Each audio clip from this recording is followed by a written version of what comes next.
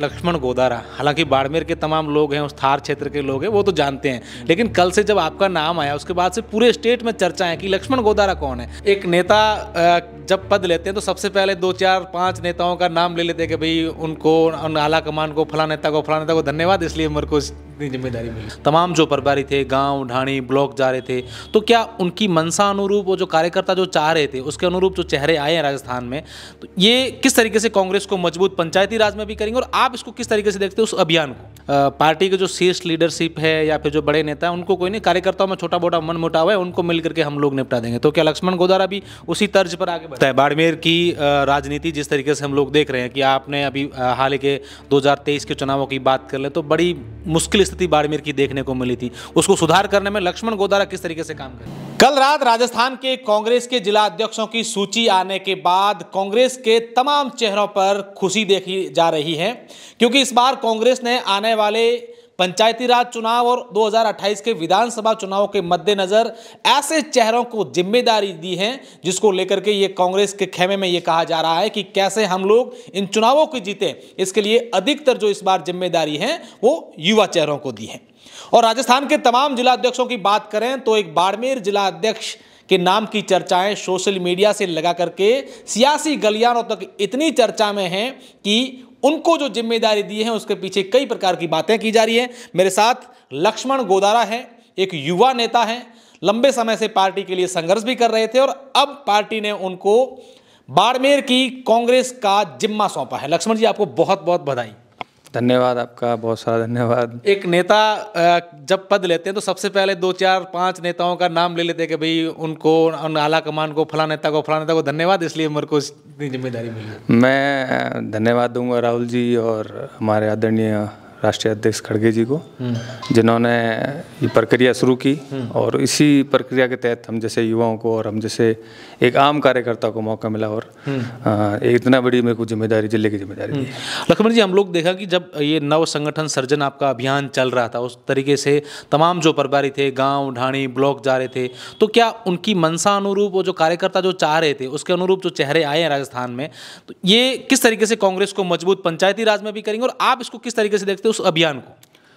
उस अभियान के तहत ही जो नाम आए हैं और बिल्कुल ये फेयर तरीके से हुए हैं, जो नीचे से नाम आम कार्यकर्ताओं से, ये पहली बार ऐसा हुआ, जो हमेशा तो दिल्ली से नाम आते हैं, ये पहली बार ऐसी प्रक्रिया थी जो नीचे से शुरू होके और ऊपर तक नाम गए और उन्हीं नामों में से जो पर्यवेक्षकों ने नाम भेजे थे, जो दिए थे प्रभारी, उनको जिम्मेदारी दी। तो क्या लगता है बाड़मेर की राजनीति जिस तरीके से हम लोग देख रहे हैं कि आपने अभी हाल के 2023 के चुनावों की बात कर ले तो बड़ी मुश्किल स्थिति बाड़मेर की देखने को मिली थी, उसको सुधार करने में लक्ष्मण गोदारा किस तरीके से काम करेंगे?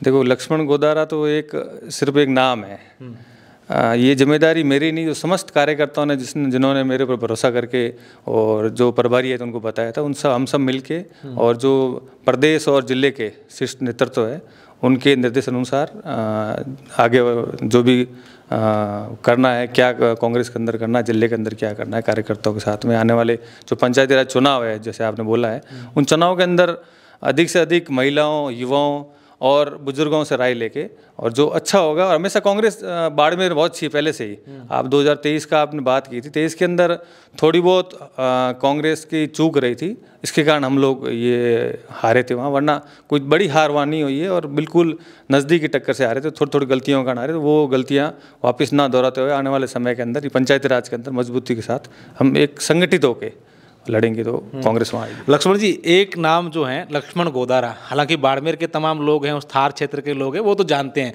लेकिन कल से जब आपका नाम आया उसके बाद से पूरे स्टेट में चर्चा है कि लक्ष्मण गोदारा कौन है। हमारे जो दूसरे स्टेट जो जिलों से दर्शक जुड़े हुए हैं, उनको आपका अगर परिचय समझाएं संक्षिप्त में, तो क्या कुछ कहना चाहेंगे आपके बारे में? लक्ष्मण गोदारा एक आम कार्यकर्ता है जो कांग्रेस विचारधारा से जुड़ा हुआ था शुरू से ही। मेरी पढ़ाई जयपुर में हुई, राजस्थान सिटी के अंदर। मैंने स्कूलिंग बाड़मेर से शुरू की और 91 में हम बाड़मेर आ गए थे।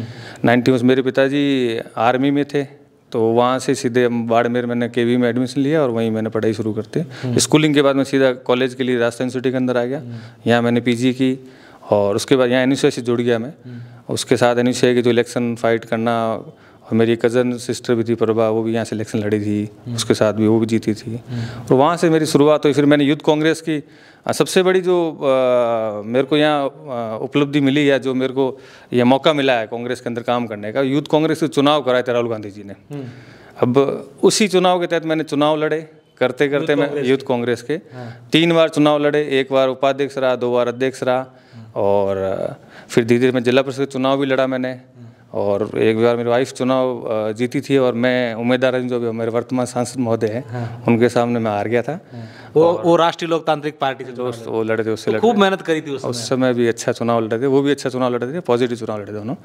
और फिर धीरे धीरे करते अब वही घूम के वापस राहुल जी ने जो ग्राउंड से जो नाम मांगे, उसी प्रक्रिया के तहत वापस मैं उसी प्रक्रिया के तहत जिला। मतलब आप ये कहना चाह रहे हैं कि जो ग्राउंड से जो चीज़ें नाम अगर लेंगे या इलेक्शन होंगे तो कहीं ना कहीं वहाँ के लोग यूथ पर ज़्यादा भरोसा कर रहे हैं, एक संगठन के तौर पर। बिल्कुल, यूथ पे भी भरोसा करेंगे, जो विचारधारा जुड़ा हो, जो कांग्रेस को और सबको साथ लेके चलने वाला। और ये मैं धन्यवाद दूंगा वहाँ के सभी बाड़मेर वासियों को, और बाड़मेर के जो मेरे साथी, मेरे कार्यकर्ता, और जो कांग्रेस के कार्यकर्ता और वरिष्ठ नेताओं को, उन्होंने मेरे पे भरोसा किया, और प्रभारी जो है उनको मेरे को नाम दिया।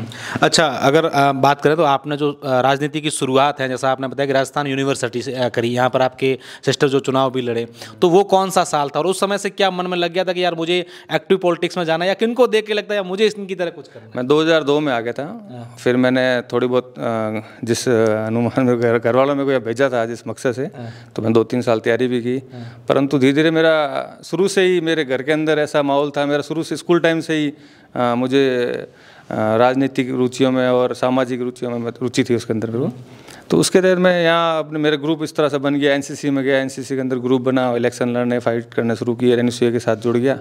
तो वहाँ से धीरे धीरे मेरी पॉलिटिकली और जुड़ा हो गया। और फिर पारिवारिक पृष्ठभूमि कांग्रेस ही है, तो मेरी विचारधारा शुरू से कांग्रेस ही थी, तो कांग्रेस।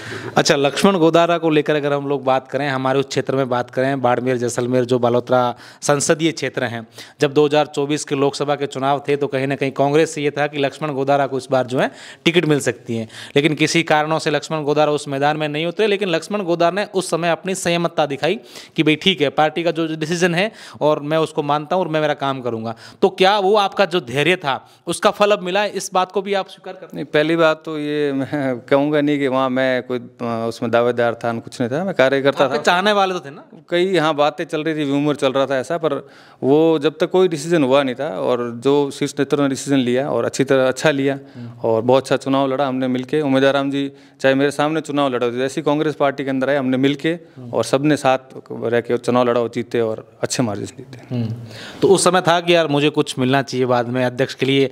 कब से आपके मन में कि मुझे अध्यक्ष बनना है, ऐसा कुछ किन नेताओं से सबसे पहले आपने बात की? आज तक कभी सोचा नहीं मुझे कुछ मिलना चाहिए, काम करता रहता हूँ, और जो जिम्मेदारी देती है पार्टी वो उसको बखुदा जो जिम्मेदारी निभाता हूँ और करता रहता हूँ। अब बाड़मेर को लेकर के कल जब सोची है, उसके बाद से क्या प्रतिक्रिया लोगों के सामने आ रही है? बहुत सारे फ़ोन आ रहे हैं, फ़ोन से ऊपर नहीं उठ रहा हूँ मैं तो अभी तक, और इससे ही पता लग रहा है कि लोगों ने कितनी मेरी मदद की होगी और उन्होंने मेरे स्वभाव को देखते हुए कितना प्रेम करते होंगे। पर अभी कल बाड़मेर जाऊंगा, सुबह यहाँ से अभी निकल जाऊंगा, जोधपुर जाऊंगा, रात को जोधपुर रुकूंगा और मेरे भाई के वहाँ से फिर सुबह जल्दी। बाड़मेर एक बड़ी रैली के तौर? नहीं, रैली नहीं है, मैं सिर्फ बाड़मेर जा रहा हूँ, और बाड़मेर जाके कांग्रेस कार्यालय। आपको चाहने वाले तो बड़ी तैयारियाँ कर रहे हैं, बहुत एक अच्छा सा माहौल बना के भी यहाँ लगता जरूर ये तो रहता है, अपने जो अपने साथ होते हैं, जो कांग्रेस के साथ है, और जिला अध्यक्ष जिस प्रक्रिया से बना है, तो थोड़ा सा इसके अंदर अलग सा माहौल बना दिया है, जैसे कोई टिकटें बट रही हो ऐसे हो रहा है। पर ये साधारण प्रक्रिया है, और इसके अंदर ये बड़ी जिम्मेदारी मिली मेरे को, कोई पद नहीं मिला है, और जिम्मेदारी बड़ी है जिम्मेदारी, और मुझे पता है इसके लिए मुझे बहुत ज़्यादा मेहनत करनी पड़ेगी और सबको साथ लेके चलना पड़ेगा। अच्छा लक्ष्मण जी, एक अगर हम बात करें कि आप जो जिलाध्यक्ष बने हैं, उसी दौड़ में बाड़मेर जिले से 2-3 लोग और नाम भी थे, तो उसके बाद से कई सारी कार्यकर्ताओं की अलग अलग प्रतिक्रियाएं आ रही है, सोशल मीडिया पर कुछ चल रहे हैं, उन लोगों को या उनके समर्थकों, उन लोगों को बातचीत हुई या उनको क्या कहना चाहेंगे, किस तरीके से अपनी ओर से बात करना चाहेंगे? देखो, ये एक प्रक्रिया थी, और कोई भी पार्टी और संगठन होगा वो सब तरह से देख के चलता है। तो हमारा एक संसदीय क्षेत्र है जिसमें बाड़मेर, जैसलमेर और बालोतरा है, तो इसमें राय भी ली गई और जातीय समीकरण भी बैठाना पड़ता है पॉलिटिक्स के अंदर। तो उस तरह से ही सारे समीकरण बैठे। तो अगर कोई भी अगर इस तरह से नाराज़ उनके पास जाऊंगा मैं, उनको अगर असंतुष्ट उनको मैं अपनी बात बताऊंगा और किस तरह से उनकी कोई नाराज़गी दूर करने की कोशिश करूँगा। हमने सीनियर नेताओं से बातचीत करी तो वो कह रहे हैं कि पार्टी के जो शीर्ष लीडरशिप है या फिर जो बड़े नेता हैं उनको कोई नहीं, कार्यकर्ताओं में छोटा मोटा मन मुटाव है, उनको मिल करके हम लोग निपटा देंगे। तो क्या लक्ष्मण गोदारा भी उसी तर्ज पर आगे बढ़ रहे हैं? मैं तो कार्यकर्ता ही हूँ, तो मेरे लिए तो और आसान रहेगा, उनसे मिलना ईजी क्या रहेगा। बिल्कुल उनके बीच में बैठ के जो भी उनकी बात है सुनूंगा। उनकी बड़ी बात होती भी नहीं है, कई चीज़ें अफवाहें होती है, कई किस तरह से बातें होती है, उनके पीछे बैठूंगा तो उनकी जो नाराज़गी है, जो बातें आपस में बात करेंगे तो संवाद होगा तो अपना सब सही हो जाएगा। मुझे बाड़मेर कांग्रेस बहुत जल्द एक मैदान एक मंच पर देखने को मिलेगी। मंच पे एक मंच पे है बाड़मेर कांग्रेस, पहले ही मंच पे थी, अभी भी है।